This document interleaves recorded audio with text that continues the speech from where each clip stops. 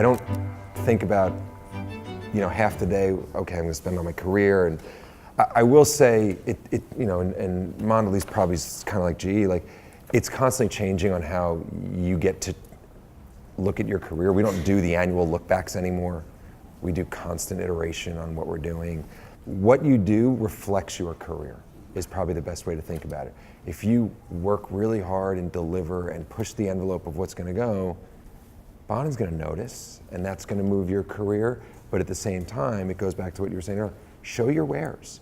Get the chips on the board. If you don't have chips on the board, you don't really have a career to manage because you've just sort of been pushing paper around. And I think that's a really important thing to think about because they reflect each other more than just like, everyone says work-life balance. I'm not a good example of that, my son will tell you.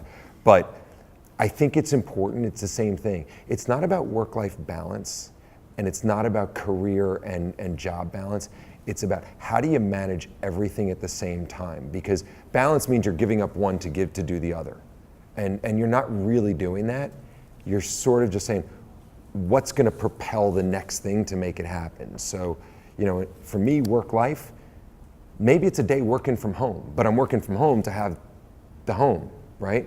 And on the career side, maybe it's spending a day working on projects that are gonna be seen in a broader light and therefore put the chips on the board to move forward.